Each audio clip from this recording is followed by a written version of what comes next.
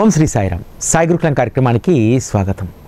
జీవుడి యొక్క అసంతృప్తే దుఃఖానికి కారణం. ఎవరైతే వైరాగ్యమైనటువంటి స్థితిలో ఉంటారో ఆ వైరాగ్య స్థితే అసలైనటువంటి ఆనందం, తృప్తి. ఈ విషయాలను శ్రీ సాయి సచ్చరిత ఎప్పుడూ కూడా మనకు బోధిస్తూ ఉంటుంది. నీకు దక్కినటువంటిదే, అదేవిధంగా నీకు దక్కినటువంటి దాంతో ఏ విధంగా జీవనాన్ని సాగించాలి.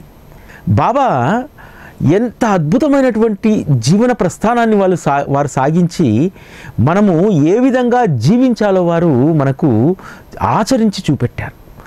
బాబా కేవలము తన కోసం భిక్ష చేసేటువంటి వారు కాదు. భిక్షను తీసుకొచ్చి జీవరాశులకు, ద్వారకామయ పరిసరాల్లో ఉన్నటువంటి ఫకీర్లకు, దేశాటం చేసేటువంటి వాళ్ళందరికీ కూడా బాబా తను తీసుకొచ్చినటువంటి భిక్షలో నుంచి అందరికీ పంచేటువంటి వారు. అంటే ఇక్కడ మనం సంపాదించినటువంటి దాన్ని ఎంత జాగ్రత్తగా ఖర్చు పెట్టాలి, దాన్ని ఎంత సద్వినియోగం చేయాలి అనేటువంటి దాన్ని మనకు బాబా యొక్క జీవన ప్రస్థానం మనకు తెలియజేస్తుంది. మనము బాబా మార్గంలో ఉన్నప్పటికీ, బాబా మార్గాన్ని అనుసరిస్తున్నప్పటికీ మనలో కొంత మార్పు రాదు. ఆ మార్పు రానటువంటిది ఏంటంటే, ఒకటి, మన కోరికలను అదుపు చేసుకోలేం. ఈ ప్రపంచంలో మనకు అత్యంత ముఖ్యమైనటువంటిది మన కోరికగానే మనకు కనిపిస్తుంది. నెంబర్ 1. నెంబర్ 2, మనకు భగవంతుడు ప్రసాదించినటువంటి దాన్ని జాగ్రత్తగా కాపాడుకోవడం కూడా తెలియదు. మనకు భగవంతుడు కొంత సంపాదనను నిర్దేశిస్తాడు. ఆ సంపాదనను మనము సవ్యంగా ఖర్చు పెట్టుకుంటున్నామా? ఈరోజు 100కి 90% కుటుంబాలు అదుపు తప్పి ఖర్చులు చేయడం వల్ల ఎంత ఇబ్బంది పడుతూ ఉంటారు. బాబా మార్గంలో నేను నేర్చుకుంటున్నటువంటిది, సాయి టీవీ ద్వారా బాబా నాకు నేర్పినటువంటి ఒక మాట మీకు చెప్తాను, గుర్తుపెట్టుకోండి. జీవితంలో సాయి టీవీ ఆరంభించేటప్పుడు నాకు కనిపించినటువంటి సూక్తి, బాబా చూపెట్టినటువంటి సూక్తి, ఎంత పిండి ఉంటే అంత రొట్టెనే చెయ్యి. ఈ సూత్రాన్ని మొదటి నుంచి ఈరోజు వరకు నా కంఠంలో ప్రాణం ఉన్నంత వరకు నేను దీన్నే ఆచరిస్తాను. అనవసరమైనటువంటి ఆర్భాటం కోసము అరువుకు వెళ్ళకూడదు. నీకు భగవంతుడు ఎంత పిండి అయితే ఇచ్చాడో ఆ పిండితోటే రొట్టె చేసుకో. ఆ రొట్టెను నువ్వు పెద్దగా చేయాలని ప్రయత్నించకు. రొట్టె చిరిగిపోతుంది, అది ఎందుకు పనికి రాకుండా తయారవుతుంది. కాబట్టి భగవంతుడు ఇచ్చినటువంటిది కొద్దిదైనా సరే, అది కొంచెమైనా సరే, దానితో తృప్తి పడు అనేటువంటి దాన్ని నేను ఎప్పుడూ విశ్వసిస్తాను. ఎందుకంటే ఈ ప్రపంచంలో మానవునికి పట్టినటువంటి జాడ్యము కోరిక. ఈరోజు రూపాయి ఉంటే రేపు 1000 రూపాయలు కావాలనుకుంటాం, 1000 రూపాయలు ఉన్నాయి 1,00,000 రూపాయలు కావాలనుకుంటాం. జీవితం అంతా ఇందులోనే కొట్టుమిట్టాడుతుంది. ఒక పద్యం ఉంటుంది, పర్వతం కంటే పెద్దది సముద్రం, సముద్రం కంటే పెద్దది ఆకాశం, ఆకాశం కంటే పెద్దవాడు భగవంతుడు, భగవంతుని కంటే పెద్దది మన కోరిక. ఎస్, ఇది సత్యం. ఎందుకంటే మన కోరిక ఎలా ఉంటుందంటే, ఒక వ్యక్తికి సంతానం లేదు, ఈశ్వరుని అడుగుతాడు, నాకు సంతానాన్ని అనుగ్రహించు అని చెప్పి. ఈశ్వరుడు అతని యొక్క పాపపుణ్యాలను లెక్కగట్టి సంతానాన్ని అనుగ్రహిస్తాడు. పుట్టిన తర్వాత పిల్లవాడు పాలు తాగడు. పాలు తాగకపోతే మళ్ళీ ఈశ్వరుని ప్రార్థిస్తాడు, పిల్లవాడిని అయితే ఇచ్చావు కానీ వాడు పాలు తాగట్లేదు, ఎలా బతకాలి? ఈశ్వరుడు మళ్ళీ వాడికి పాలు తాగేటువంటి అనుగ్రహాన్ని ఇస్తాడు. తర్వాత వాడు పెద్దవాడు అవుతాడు. పెద్దవాడై విపరీతమైనటువంటి అల్లరి చేస్తాడు. అల్లరి చేస్తే నాకు యోగ్యుడైనటువంటి పుత్రుడిని అని చెప్తే అల్లరి పిల్లవాడిని ఇచ్చామంటాడు. సరే అని చెప్పి వాడు అల్లరి మానేసి మౌనంగా ఉండిపోతాడు. ఆ మౌనంగా ఉండడం కూడా తండ్రి భరించాడు. అయ్యా మాట్లాడకపోతే ఏ విధంగా వాడి యొక్క మనసులో ఉన్నటువంటిది తెలుస్తుంది. సరే అని చెప్పి ఈశ్వరుడు వచ్చి మళ్ళీ మా పిల్లవాడికి సాధారణ స్థితిలోకి తీసుకొస్తాడు. తర్వాత ఉద్యోగం కావాలని చెప్పి కోరుతాడు. ఉద్యోగం అయ్యి మంచి కుటుంబం ఏర్పడిన తర్వాత కొడుకు మళ్ళీ సంతానం కలగకపోతే, బాబా నాకు ఆరోగ్యాన్ని ఇవ్వకపోయినా, ఏమి ఇవ్వకపోయినా, ఏం చేయకపోయినా పర్వాలేదు పరమేశ్వరా, నా కొడుకు పుత్రుణ్ణివ్వు. ఇలా కోరికలన్నీ కూడా రిపీట్ అవుతూనే ఉంటాయి. అంతేకాదు భగవంతుడు ఇచ్చినటువంటి దాంట్లో తృప్తిగా ఉండం. మనం తృప్తిగా ఉండకపోవడం వల్ల కలిగేటువంటి నష్టం ఏమిటనేటువంటిది భజనమాలలో 539వ అభంగంలో సావిత్రిబాయి టెండూల్కర్ చెప్తారు. లక్ష్మీమాత చేతిన ఉండగా తెలియదు కష్టం, సంపాదన తగ్గితేనే తెలియను నష్టం, ఖర్చులు అదుపులో లేక ఇల్లు గుల్ల గుర్తుకొచ్చేను అమ్మా నాయనమ్మల సంసారపు నేర్పు, పొదుపు విలువ తెలుసుకొని మలుసుకో. ఒక్క పొదుపు విలువ మాత్రమే కాదు, భగవంతుడు నాకు అద్భుతమైనటువంటి లక్ష్మీ కటాక్షాన్ని ఇచ్చాడు. అది 1000 రూపాయలు అనేది తర్వాత దాన్ని ఎంత పొదుపుగా వాడుకోవాలో మనం బాగా గుర్తుపెట్టుకోవాలి. ఎందుకంటే సంపాదన తగ్గిందనుకోండి, అప్పుడు తెలుస్తుంది కష్టం. సంపాదన ఎలా తగ్గుతుంది? భగవంతుడు ఇచ్చేది ఎప్పుడు తగ్గదు. మనం ఏం చేస్తామంటే 1000 రూపాయల సంపాదన ఉంటే 1500 రూపాయల ఖర్చును ముందేసుకుంటాం. అంటే 500 అక్కడ డెఫిసిటీ.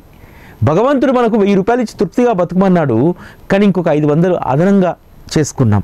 ఎందుకంటే తద్వారా ఏమవుతుంది, ఖర్చులకు సంపాదనకు పూర్తిగా అదుపు తప్పిపోతుంది. పొదుపు ఎలా చేసుకోవాలో తెలియదు. అప్పుడు గుర్తొస్తుంది, చిన్నప్పుడు అమ్మమ్మ నాయనమ్మలు సంసారాన్ని ఏ విధంగా నడిపారు, మనం కూడా ఏ విధంగా సంసారాన్ని నడుపుకోవాలనేటువంటి విషయం ఇక్కడ గుర్తొస్తుంది. గుర్తుపెట్టుకోవాల్సింది ఏంటంటే భగవంతుడు ఇచ్చినటువంటి దాన్ని చాలా జాగ్రత్తగా మనం కాపాడుకోవాలి. అది ఉద్యోగం కావచ్చు, సంపద కావచ్చు, ఇంకోటి కావచ్చు. ఈరోజు మనం బాబాను ఆశ్రయించామంటే మనకు ఒక ఉద్యోగం వచ్చిందంటే ఆ ఉద్యోగం బాబా యొక్క అనుగ్రహ ప్రసాదం. ఆ అనుగ్రహ ప్రసాదాన్ని మనం ఎంత జాగ్రత్తగా కాపాడుకోవాలి. కేవలం నీ జీవితం గురించి, నీ కుటుంబం గురించి ఆలోచించడం మాత్రమే కాదు, భగవంతుడు నీకు ఇచ్చినటువంటి ఆ అనుగ్రహాన్ని కూడా ఎంత బాధ్యతగా నువ్వు నిర్వర్తించాలి అనేటువంటిది కూడా ఇక్కడ బాగా మనం గుర్తుపెట్టుకోవాల్సినటువంటి అవసరం ఉంది. ఎందుకంటే బాబాతో మనకు ఈ జన్మలో ఉన్నటువంటి అనుబంధం కాదు, జన్మల అనుబంధం. ఆ అనుబంధాన్ని, ఆ రుణాన్ని ఆయన గుర్తుపెట్టుకొని ఈ జన్మలో మనకు ఇవ్వాల్సినటువంటి దానికంటే కూడా ఒక రూపాయి ఎక్కువగానే ఇస్తాడు. ఎందుకంటే ఆయనతో రుణానుబంధం ఉన్నటువంటి బిడ్డల పట్ల కొంత పక్షపాతాన్ని ఆయన కలిగి ఉంటాడు. నా బిడ్డకి ఇచ్చినటువంటి మాట ప్రకారం మరలా మానవ జన్మ తీసుకున్నాడు, వాడికి ఈ జన్మలో నేను కావలసినటువంటి వాటిని అనుగ్రహించాలి. వాడికి పావుల అనుగ్రహం ఉంటే నేను ₹1 ఇంకో పావులా వేసి వాడిని జాగ్రత్తగా చూసుకోవాలనేటువంటిది బాబా ఎప్పుడూ కూడా యోచిస్తూ ఉంటారు.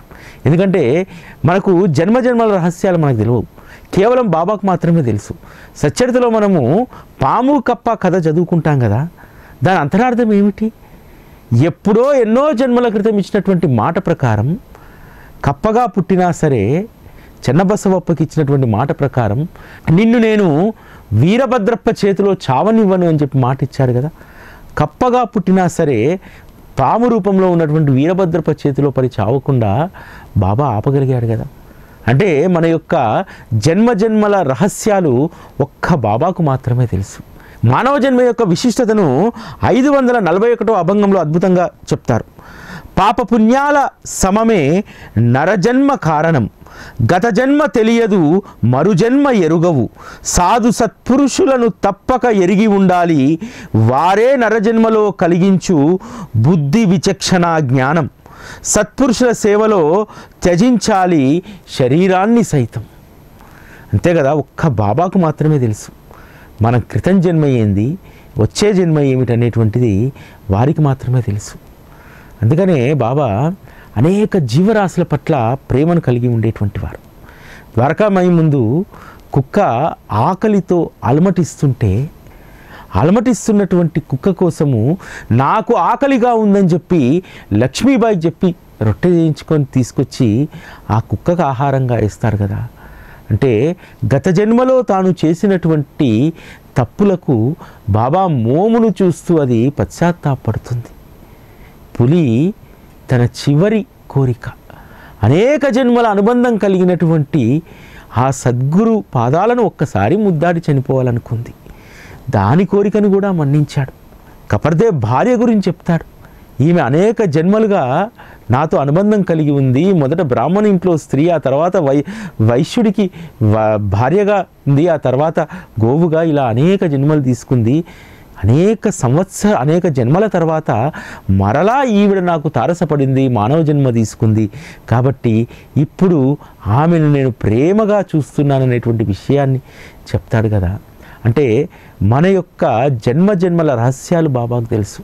మనం ఏ జన్మలో మనం ఎంత పుణ్యం చేశాము, ఎవరికి పరోపకారం చేశాము, ఆ పరోపకారాన్ని ఏ విధంగా బాబా గుర్తుపెట్టుకొని మళ్ళీ ఈ జన్మలో మనకు ఉపకారాన్ని చేస్తారనేటువంటి విషయము సచ్చరితలో అనేక సందర్భాల్లో చెప్పబడుతుంది. ఎందుకంటే పాపపుణ్యాలు సమానమైనప్పుడు మాత్రమే మనకు మానవ జన్మ దక్కుతుంది. ఆ పాపపుణ్యాలు సమానమైనప్పుడు మానవ జన్మలోకి వచ్చిన తర్వాత ఖచ్చితంగా సద్గురువుతో అనుబంధం ఏర్పడితే మనం తప్పక గుర్తించాలి, ఇది ఈ జన్మలో ఏర్పడినటువంటి అనుబంధం కాదు, అనేక జన్మలుగా ఆయనతో ఉన్నటువంటి రుణానుబంధం చేత మళ్ళీ ఈరోజు శ్రీ సాయిబాబాను మనం కలుసుకోగలిగాం. ఆ రోజు బాబాను ఆశ్రయించినటువంటి వాళ్లకు జన్మల అనుబంధం వారికి అనుభవమైంది కాబట్టే వారితో అంత అద్భుతమైనటువంటి అనుబంధాన్ని పెనవేసుకొని ఉన్నారు. ఎందుకంటే ఒక్క సద్గురు సహచర్యం మాత్రమే నీకు విచక్షణ జ్ఞానాన్ని అందిస్తుంది. ఎందుకంటే మానవ జన్మలో మనం అనుకుంటాము మానవుడిగా మనకు విచక్షణ ఉంటుందని చెప్పి, నిజానికి విచక్షణ లేనటువంటి వాళ్ళు ఎక్కువగా ఈరోజు కలియుగంలో మనుషులమే. ఎందుకంటే మనం సమాజంలో జరిగేటువంటి అనేక పరిస్థితులు మనం చూస్తూ ఉంటాం కదా. మానవ జన్మ చాలా చంచలమైనటువంటిది. సొంత వాళ్ళని మోసం చేస్తూ ఉంటాం, మనల్ని మనమే మోసం చేసుకుంటూ ఉంటాం. ఎంత నిష్టగా ఉందామన్నా సరే మనల్ని మాయ వెంటాడుతూనే ఉంటుంది. ఒక ఊరిలో ఒక యోగి ఉండేవాడు. ఆయనకు చాలా మంచి పేరుంది. ఒకసారి ఆ రాజుగారు ఏం చేస్తారంటే, ఆ ఊరు రాజుగారు అతన్ని భోజనానికి పిలుస్తాడు. అతను అంటాడు, అయ్యా నేను ఇంటింటికి తిరిగి భిక్ష చేసుకొని బ్రతికేటువంటి వాడిని, కాబట్టి నేను మీ రాజప్రసాదంలో భోజనం చేయకూడదంటే రాజు 1కి 10 సార్లు వచ్చి బ్రతిమలాడతాడు. సరే మహారాజే వచ్చి బ్రతిమలాడుతుంది కదా, ఒకరోజు పోతే ఏమైద్దని చెప్పి వెళ్తాడు. వెళ్ళిన తర్వాత పంచపక్ష బ్రహ్మాణాలతోటి భోజనం పెడతారు. పెట్టి చివరికి తన హస్తప్రక్షాళన చేసుకోవడానికి భోజనం చేసిన తర్వాత పక్కకి వెళ్తాడు. వెళ్ళేసరికి అక్కడ వరండాలో ఒక ముత్యాల హారం పడి ఉంటుంది. దాన్ని చూసినటువంటి ఆ యోగి తీసి తన కమండలంలో దాచుకుంటాడు. అప్పటికే మహారాణి గారు భటులకు చెప్తుంది, నా హారం ఒకటి ముత్యాల హారం పోయింది, దాన్ని ఎవరు దొంగిలించారో తెలియట్లేదంటే రాజు అందరినీ కూడా సేవకులను భటులను అందరిని పిలిచి ఎవరు దొంగిలించారో చెప్పండి, లేకపోతే మీ ప్రాణాలు తీస్తా అని చెప్పి అనుమానం ఉన్నటువంటి వాళ్ళందరినీ కూడా దండిస్తూ ఉంటాడు. భటులందరూ చెప్తారు, అయ్యా మేము అసలు ఎవ్వరము కూడా దొంగిలించలేదు, మమ్మల్ని అందరినీ కూడా తనిఖీ చేసుకున్నంత అందరినీ తనిఖీ చేస్తే ఎవరి దగ్గర దొరకరు. అందులో నుంచి ఒక భటుడు అంటాడు, అయ్యా మమ్మల్ని అయితే అంటున్నారు కానీ ఈరోజు భోజనానికి వచ్చినటువంటి ఆ యోగి తీయలేదని గ్యారెంటీ ఏందని అడుగుతాడు. ఆ భటుని విపరీతంగా కొడతాడు రాజు. తర్వాత ఆ యోగి తన ఆశ్రమానికి వెళ్తాడు.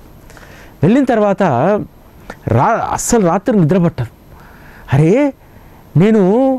నాకేం అవసరం ఈ హారంతో, నేను ఆ హారం వేసుకొని ఏమన్నా భిక్షకి వెళ్తానా, దాన్ని ఇక్కడ పెట్టాననుకో ఎవడోడు దొంగిలించుకుంటూ పోతాడు, ఆశ్రమంలో పెడతా అని చెప్పి అదొక భయం ఉంది. ఏం చేసుకోవాలి నేను ఈ హారాన్ని, అసలు నేను ఎందుకు దొంగిలించాను అని చెప్పి రాజప్రసాదంలో తిన్నటువంటి ఆహారాన్ని మొత్తం కూడా గొంతులో నుంచి ఏళ్ళు వేసుకొని కక్కేస్తాడు. కక్కేసి ఉదయాన్నే మళ్ళీ రాజప్రసాదానికి వెళ్తాడు. వెళ్తే అక్కడంతా అలజడిగా ఉంటుంది, ఇంకా విచారణ జరుగుతూనే ఉంటుంది. అడుగుతారు, ఏమైంది మహారాజా అంటే, ఇక్కడ ఎవడో హారాన్ని దొంగిలించాడు, వీళ్ళందరినీ తనిఖీ చేశాను, ఎవరి దగ్గర లేదు, కానీ వీళ్ళలోనే ఎవడో దొంగిలించాడు, బెట్టబడట్లేదు అంటాడు. అయ్యా వారెవరు దొంగిలించలేదు, నేనే దొంగిలించాను అని చెప్పి అది ఇస్తాడు. రాజు ఆశ్చర్యపోతాడు, ఏమి యోగి మహారాజా నువ్వు దొంగిలించడం ఏమిటి హారాన్ని అని అంటే, ఏం చేస్తాము మీ దగ్గర తిన్న ఆహారం అలాంటిది మహారాజా అంటాడు. రాజు కోపం వస్తుంది, మా దగ్గర ఆహారం తింటే మీకు దొంగిలించాలంటే బుద్ధి ఎందుకు కలిగింది అంటాడు. మహారాజా నేను ఒక మాట అడుగుతాను, మీరు నిజాయితీగా ఒప్పుకోండి అని అంటారు. అడగండి అంటారు. మీ ధాన్యాగారంలో ఉన్నటువంటి ధాన్యం అంతా కూడా అది సవ్యమైనటువంటి మార్గంలోనే మీరు పోగు చేశారా? లేదు, రైతులను పీడించాం, శిస్తులేసాం, వాళ్ళ దగ్గర ధాన్యం పోగు చేశాం, కాబట్టి అది పవిత్రమైనటువంటిది ఎలా అవుతుంది? అది నిజాయితీతో సంపాదించినటువంటిది కాదు కదా, అక్కడ అక్రమం ఉంది కదా. అందుకని మహారాజా మీరు పెట్టినటువంటి ఆ ఆహారం అక్రమంగా సంపాదించినటువంటిది, కాబట్టి ఆహారం తిన్నటువంటి నాకు అక్రమమైనటువంటి బుద్ధి కలిగింది.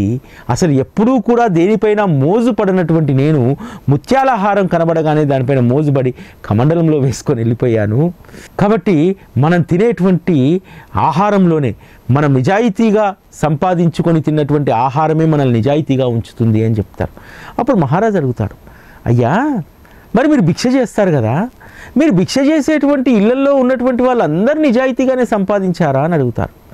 అయ్యా వాళ్ళు ఎలా సంపాదించిందో నాకు సంబంధం లేదు, నేను భగవంతుడు ఇచ్చినటువంటి ఉపాధి భిక్షను స్వీకరించాను కాబట్టి వారి దగ్గర ఉన్నప్పుడు అది అపవిత్రమైనటువంటిదే కావచ్చు. భగవంతుడు నాకు అనుగ్రహించినటువంటి ఈ భిక్ష అనేటువంటి ఆ పాత్రలో ఎప్పుడైతే ఆహారం పడుతుందో దాని యొక్క పాపకర్మలు తొలగిపోతాయి మహారాజా. పాత్ర యొక్క పవిత్రతే ముఖ్యము. అది వాళ్ళు అక్రమంగా సంపాదించుండవచ్చు కానీ పాత్ర. కానీ మీ రాజప్రస్థానంలో నేను నా భిక్ష చేయలేదు కదా, నాకు మీరు విందు ఇచ్చారు మహారాజా, అది కూడా వెండి పళ్ళాల్లో పెట్టి విందును నాకు ఇచ్చారు. కాబట్టి నా పాత్ర పవిత్రమైనన్ని రోజులు నాకు దొరికేటువంటి ఆ ముద్దో 2 ముద్దలో 1 రొట్టె 4 రొట్టెలో అవి పవిత్రమే అని చెప్పానంటారు. అంటే ఇక్కడ మనం గమనించాల్సింది ఏంటంటే భగవంతుడు ఏదైతే నీకు నీ కష్టానికి ఫలితాన్ని ఇస్తాడో దాన్నే నువ్వు అరాయించుకోగలుగుతావు. ఇతరత్ర దేన్ని నువ్వు అరాయించుకోలేవు. బాబా అందుకనే ఎప్పుడూ తన భక్తులకు చెప్తాడు, అనవసరమైనటువంటి అత్యాశకు వెళ్ళకూడదని చెప్పి. దాము అన్న విషయంలో బాబా చెప్పింది అదే కదా అన్న. ఒకటే మాట చెప్తాడు, తనకున్నటువంటి రొట్టె కూరను తిని సంతృప్తిగా ఉండలేకపోతున్నాడా దాము అన్న, ఏమి యోచిస్తున్నాడని అంటాడు. అంటే తనకిచ్చినటువంటి ఆ పప్పు రొట్టె తన అనుగ్రహమే, దాన్ని తిని సంతృప్తిగా ఉండమనేటువంటిది బాబా యొక్క వాక్కు. కానీ దాము అన్న కోట్లకు పడగలెత్తాలని చూశాడు, అది కూడా అక్రమమైనటువంటి మార్గంలో. ఏం వ్యాపారం చేద్దాం అనుకున్నాడు, 4 సేర్లు కొని దాన్ని నిల్వ చేసి వచ్చే సంవత్సరం కరువు వస్తుందేమో, రూపాయికి 4 సేర్లు కొని 2 సేర్లు అమ్ముదాం, 2 సేర్ 100% ప్రాఫిట్ అనుకున్నాడు. మిత్రుడు ఆ విధంగా ప్రలోభ పెట్టాడు.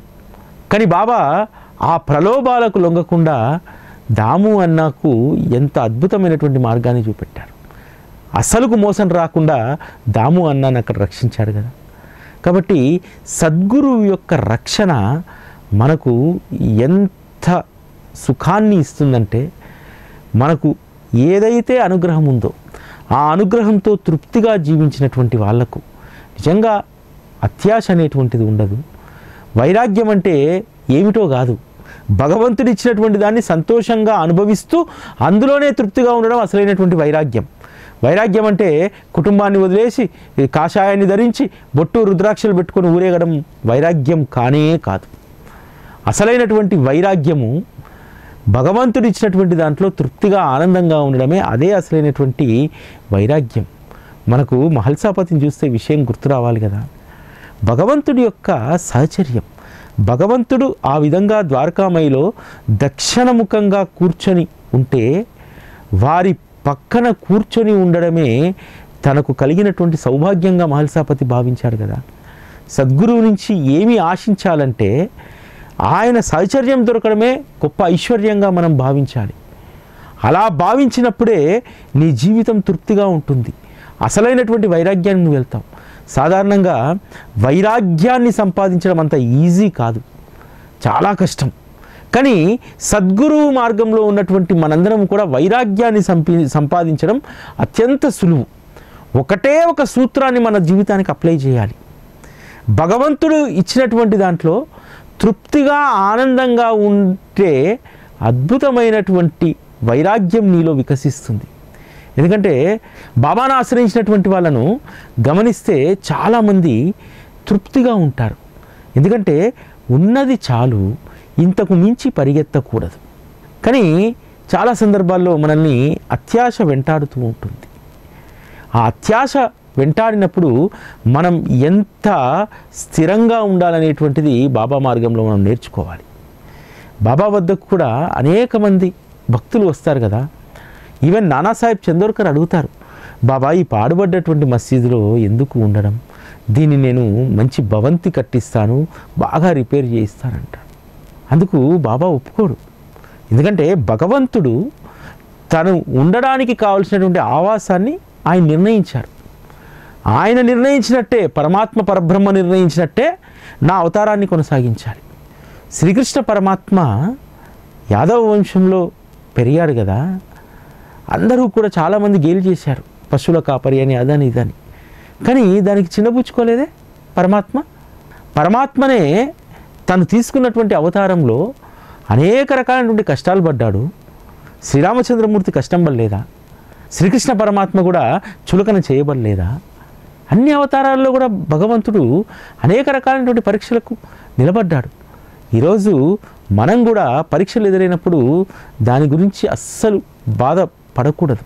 ఎందుకంటే పరీక్షల్లో నెగ్గినప్పుడే నీ జీవితానికి కావలసినటువంటి మార్గం సుగమం అవుతుంది. ఈరోజు ప్రపంచంలో డబ్బు పైన వ్యామోహం లేనటువంటి వారు ఎవరు ఉండరు. డబ్బు పైన ఉన్నటువంటి వ్యామోహమే మన జీవితాన్ని అతలాకుతలం చేస్తుంది. దానికి సంబంధించి ఒక అద్భుతమైనటువంటి అభంగం 542వ అభంగం ఉంటుంది. జగత్తున లేరెవరు అమాయకులు, చేతికి నాణెమందితే వదలడు పసిపిల్లవాడు సైతం, ఆశ కలవారే జనులందరూ అబద్ధానికే విలువనిచ్చేరు, అసత్యంతోనే జీవుని స్నేహం, ఎవరినీ విశ్వసించక సద్గురువుకు అవ్వు దాసోహం. ఎందుకంటే ఈ ప్రపంచమంతా అంతే, డబ్బు ఉంటే తప్ప నీకు విలువ ఇవ్వదు. కాబట్టి ఆ డబ్బుకు విలువిచ్చేటువంటి ఆ ప్రపంచంలో ఉండడానికంటే నీవు సద్గురువుకు దాసోహమైపో. నీ జీవితంలో ఎంత అద్భుతమైనటువంటి అనుభూతులు నువ్వు పొందుతావు అంటే అంత అనుభూతుల్ని పొందుతావు. ఎందుకంటే ధనం పూర్తిగా మనిషిని నాశనం చేస్తుంది. ఇక్కడ అద్భుతమైనటువంటి మాట రాశారు కదా, చేతికి నాణమందితే వదలడు పసిపిల్లవాడు సైతం. అంతే కదా, మీ ఎవరైనా సరే 5 సంవత్సరాల లోపు 3 సంవత్సరాల లోపు ఉన్నటువంటి పిల్లవాడికి ఒక 500 రూపాయలు నోటిచ్చి చూడండి, వాడు దాన్ని వదులుతాడేమో. అవసరమైతే తల్లి చెయ్యి వదులుతాడు, తండ్రి చెయ్యి వదులుతాడు. తల్లిదండ్రి ఒరే ఇచ్చేయరా అన్నా సరే అవసరమైతే నిన్ను వదిలేస్తాను తప్ప దాన్ని వదలను అని అంటాడు. డబ్బుకున్నటువంటి ఆ మాయ అలాంటిది. ఆశ కలిగినటువంటి మనందరము కూడా అబద్ధానికే విలువిస్తాం. ఎవరైనా వచ్చి నీకు రూపాయి పెట్టు 100 రూపాయలు వస్తాయంటే అది అబద్ధం. ఆ అబద్ధానికే మనం విలువనిస్తాము, దాంతో మోసపోతాము. ఆ అసత్యంతో మనం స్నేహం చేస్తూ ఉంటాం. అసత్యంతో స్నేహం చేసి ఉన్నన్ని రోజులు నీ జీవితం అతలాకుతలం అవుతుంది. ఎప్పుడైతే అసత్యాన్ని వదిలి సత్యమైనటువంటి సద్గురు మార్గంలోకి నువ్వు వస్తావు, అప్పుడు నువ్వు ఎవ్వరిని విశ్వసించవు. ఎస్, ఇది వాస్తవం. జీవితంలో ఎవ్వరినీ విశ్వసించాల్సినటువంటి అవసరం లేదు. ఒక్క సద్గురుకు దాసోహం అయితే చాలు. సద్గురువుకు దాసోహమై చూడండి ఎంత అద్భుతంగా మా జీవితం ఉంటుందో. మనం చాలామంది చాలా బలహీనులం, రకరకాల వారికి దాసోహం అయిపోతూ ఉంటాం. ఆధ్యాత్మిక మార్గంలో కూడా అంతే. ఎవరైనా నిన్ను ఆకట్టుకునేలాగా మాట్లాడితే వాడికి దాసోహం అవుతావు. స్నేహితుడు వచ్చి మాయమాటలు చెప్తే వాడికి దాసోహం అవుతావు. కానీ దానివల్ల నష్టపోతాం. సద్గురువుకు దాసోహం అయితే ఎప్పుడూ కూడా మనం నష్టపోం. అలా నష్టపోయినటువంటి వాళ్ళు ఎవ్వరూ కూడా ఈ లోకంలో లేరు. మన జీవన ప్రస్థానంలో మనకు ఎదురయ్యేటువంటి కష్టాలు, దుఃఖాలు ఇవన్నీ కూడా దేనికి సూచిక? ఇవి నువ్వు అనేక క్రితం జన్మలో చేసుకున్నటువంటి పాపకర్మలకు ప్రతిఫలాలు ఇవి. వాటిని అర్థం చేసుకోకుండా నువ్వు భగవంతుని నిందిస్తావు. ఇటువంటి జీవితం ఇచ్చావని చెప్పి తల్లిదండ్రులను నిందిస్తావు. ఇవేవీ కాదు. ఒకటి గుర్తుపెట్టుకోవాల్సింది ఏంటంటే ఇవన్నీ కూడా, ఈ పాపకర్మలన్నీ కూడా మనం మోసుకొచ్చినటువంటి బరువులు అనేటువంటి విషయాన్ని మనం గుర్తుపెట్టుకోవాలి. ఇదే విషయాన్ని 549వ అభంగంలో చెప్తారు. పూర్వజన్మ పాపపుణ్యాలే సుఖదుఖాలు, బీద గొప్ప ఎవ్వరూ తప్పించుకోలేరు కర్మపాశం, అంతులేని అన్యాయం ద్రౌపదికి జరిగెను, అనంతుడే ఆమెకు సహాయకారి అయ్యెను, భగవంతుడు ఎవరిని విస్మరించడు. ఎస్, కష్టకాలంలో భగవంతుడు మనల్ని విస్మరిస్తాడా? విస్మరించాడు. కొన్ని సందర్భాల్లో భగవంతుణ్ణి మనం తలవకపోయినా కష్టం వచ్చినప్పుడు చాలా సందర్భాల్లో ఇదేదో మనమే దీని నుంచి బయటపడాలని చెప్పి ప్రయత్నం చేస్తాం. కాదు, భగవంతుడి యొక్క సహాయం లేకుండా ఎప్పుడూ కూడా మనం బయటపడం. ఇక్కడ ద్రౌపది ప్రస్తావన తెచ్చారు. ద్రౌపది మొదట శ్రీకృష్ణ పరమాత్మను స్మరించలేదు. కానీ అక్కడ తన మానానికి భంగం జరుగుతుంది కాబట్టి జరుగుతున్నటువంటి సందర్భంలో కృష్ణుని ఒక్కసారి తలుచుకోగానే శ్రీకృష్ణ పరమాత్మ వచ్చి ఆవిడకి సహాయాన్ని చేయగలిగాడు. నువ్వు తలుచుకుంటే కష్టకాలంలో ఖచ్చితంగా పరమాత్మ నీ పక్షాన నిలబడతారనడానికి అనేక పురాణ ఇతిహాసాలు మనకు తెలియజేస్తూ ఉంటాయి. అంతెందుకు మన జీవితంలో కూడా ఏదైనా కష్టం వచ్చినప్పుడు బాబా మన పక్షాన్ని నిలబడతాడు. అది ఎట్లా ఉంటుందంటే, ఒక ఆఫీస్లో ఒక వ్యక్తి చాలా నిజాయితీగా పనిచేస్తూ ఉంటాడు. కావాలని చెప్పి అతనిపైన అనేక మంది అనేక రకాలైనటువంటి అభియోగాలు మోపుతాడు. మోపినప్పుడు అతనిపైన విచారణ జరుగుతుంది. ఆ విచారణ సమయంలో ఉన్నతాధికారులు ఆయన పక్షాన్ని నిలుస్తారు. మాకు ఆ వ్యక్తి యొక్క క్యారెక్టర్ మాకు తెలుసు, ఇవన్నీ కూడా మీరు చేసినటువంటి అభియోగాలన్నీ కూడా నిరాధారణమైనటువంటివి, దానిపైన అసలు విచారణ చేయాల్సిన అవసరం లేదంటారు. అంటే భగవంతుని నమ్ముకున్నటువంటి వారి పక్షాన భగవంతుడు ఏ విధంగా నిలబడతాడనడానికి ఇది ఒక సూచిక కదా. ఆయన పైన అభియోగాలు వచ్చినప్పుడు స్నేహితులు కుటుంబ సభ్యులు అడుగుతారు, నీ పైన ఇన్ని అభియోగాలు వచ్చాయి కదా, ఉద్యోగం నుంచి పోతే ఏం చేస్తావంటే, నాకు ఈ ఉద్యోగాన్ని అనుగ్రహించింది శ్రీ సాయిబాబా, ఈ ఉద్యోగాన్ని తీసేసేది ఆయన్నే, కాబట్టి ఇందులో నా ప్రమేయం ఏమీ లేదు, కాబట్టి నేనేమి దీని గురించి చింతించాల్సినటువంటి అవసరం లేదు, ఒకవేళ నా తప్పు లేకపోతే నా పక్షాన బాబాని నిలబడతారన్నారు. ఆ ఉన్నతాధికారులకు బాబా ఇతడు తప్పు చేయలేదనేటువంటి విచక్షణను స్ఫురింపజేశారు. బాబా ప్రత్యక్షంగా వచ్చి అడ్డు నిలబడడు. బాబా కావలసినటువంటి ఏర్పాటు చేస్తాడు. ఎదుటి వ్యక్తి ఆలోచనల్లోకి వెళ్తాడు. ఆ సందర్భంలో అతడు వివేకం విచక్షణతో ఏ విధంగా మెలగాలనేటువంటి దాన్ని అతనిలో స్ఫురింపజేస్తాడు. కాబట్టి మనం ఏదైనా కష్టంలో ఉన్నామంటే తప్పకుండా భగవంతుడు మన పక్షాన ఉంటాడు. ఇక సుఖ దుఃఖాలు అంటారా, అవన్నీ కూడా పాపకర్మల మూలంగానే వస్తాయి. ఎందుకంటే బీద గొప్ప ఎవరు తప్పించుకోలేరు.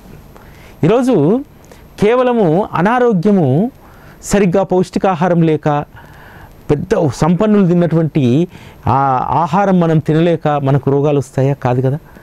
మనకు ఏ బ్లడ్ ప్రెషర్ వస్తుందో బాగా డబ్బు ఉన్నటువంటి వాళ్ళకి అదే వస్తుంది.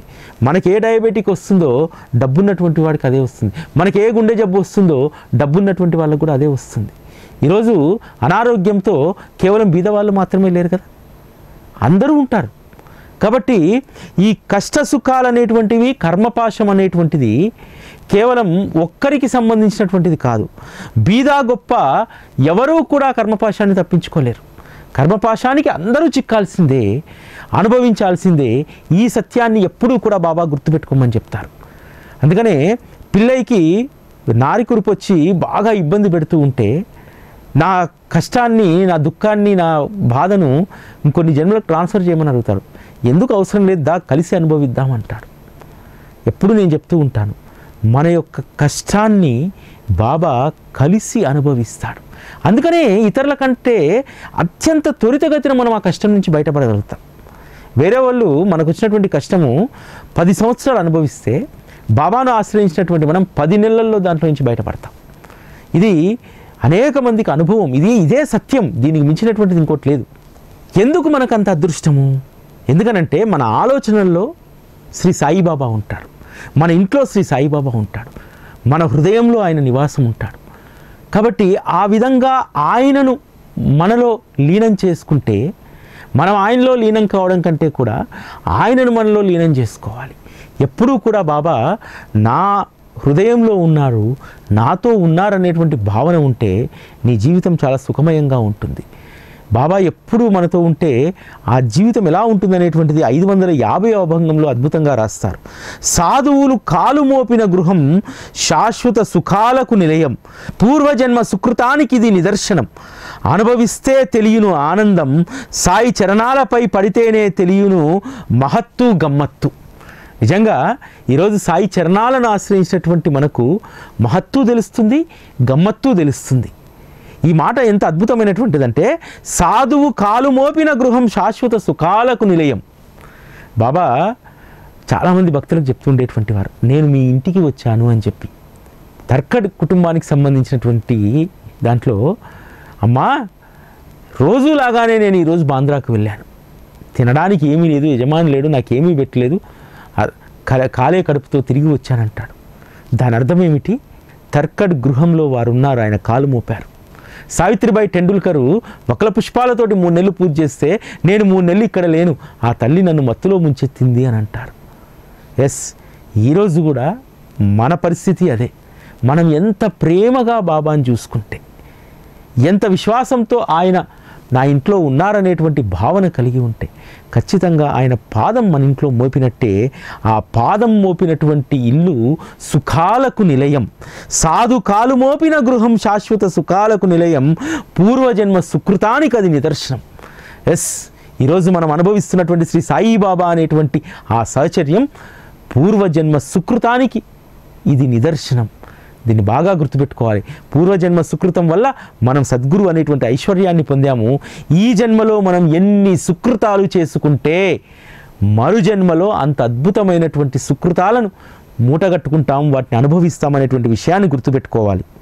ఆ సుకృతాన్ని అనుభవిస్తేనే తెలియను ఆనందం, సద్గురు చరణాల పైన పడితేనే తెలియను మహత్తు గమ్మత్తు. ఈ గమ్మత్తు ఎంత అద్భుతంగా ఉంటుందంటే, బాబాను తలుచుకుంటే మహత్తు వల్ల మనకు అనేకం రావచ్చు. బాబా యొక్క మహత్తును 2 రకాలుగా మనం అర్థం చేసుకోవచ్చు. ఒకటేంటంటే ప్రపంచ వస్తువులు కోరుకునేటువంటి వాళ్ళకు ఆ బాబా మహిమ ద్వారా అవి సమకూరుతాయి. కానీ ఎప్పుడూ ఆయన సాహచర్యంలోనే ఉండాలనేటువంటి వాళ్లకు మహత్తుతో పాటు గమ్మత్తు కూడా 2 లభిస్తాయి. ఎవరైతే బాబా పట్ల అచంచలమైనటువంటి విశ్వాసం కలిగి ఉండి జీవితం ఆయనకు సమర్పణ చేస్తే మహత్తుతో పాటు గమ్మత్తును కూడా మనము అనుభవిస్తాం. ఎందుకంటే ఇంట్లో ఏదో లోటు ఉంది, ఆ లోటు ఉన్నటువంటి దాన్ని ఎవరో తెలియనటువంటి వ్యక్తి వచ్చి మీ ఈ లోటును నేను పూరుస్తాను. ఒక ఆవిడ చాలా రోజులుగా అడుగుతూ ఉందన్నమాట, నా గృహం అమ్ముడు పోవట్లేదు, ఏం చేయాలో తెలియదు, కానీ నేను కట్టాల్సినటువంటి అప్పుల వాళ్ళు ఆగట్లేదు అని అంటే, అమ్మ బాబాకు పనప్ప చెప్పమ్మా, బాబా ఖచ్చితంగా దాన్ని తీరుస్తారని చెప్పాను. దాన్ని బాబాకు వదిలేసిన తర్వాత ఇంటి పక్కనే ఉన్నటువంటి వాళ్ళ ఇల్లు ఆనుకొని ఇంకో ఇల్లు ఉంది, వాళ్ళు వచ్చి అడిగారు, మీరు గృహం అమ్ముతానంటున్నారట, మాకు కలుస్తుంది, మేము కలుపుకుంటాం గృహాన్ని, మాకు అమ్ముతారా అని చెప్పి. అసలు మార్కెట్లో బట్టి 3 ఏళ్ళు అయింది, ఏ రోజు పక్కన వాడు వచ్చి అడగలేదు. ఆ మహత్తు గమ్మత్తును అనుభవించేసింది ఆవిడ. అరే, బాబాకు అప్ప చెప్తే ఇంత గమ్మత్తుగా ఉంటుందా? అసలు పక్కన ఉన్నటువంటి వాడు ఈ 3 ఏళ్ళ నుంచి ఎప్పుడు అడగలే నన్ను, ఏమిటి మహత్తు గమ్మత్తు? దీన్ని అనుభవించాలంటే మన జీవితాన్ని బాబాకు సమర్పించాలి. మనకు ఉన్నటువంటి కష్టాన్ని, దుఃఖాన్ని, సంతోషాన్ని, ఆనందాన్ని సర్వం సాయి చరణాలకు సమర్పిస్తే ఆ మహత్తును గమ్మత్తును మనం అద్భుతంగా అనుభవిస్తాం. ఇది ఈరోజు సాయి గురుకులం. మళ్ళీ రేపటి కార్యక్రమంలో కలుసుకుందాం. అప్పటి వరకు సెలవు, నమస్కారం.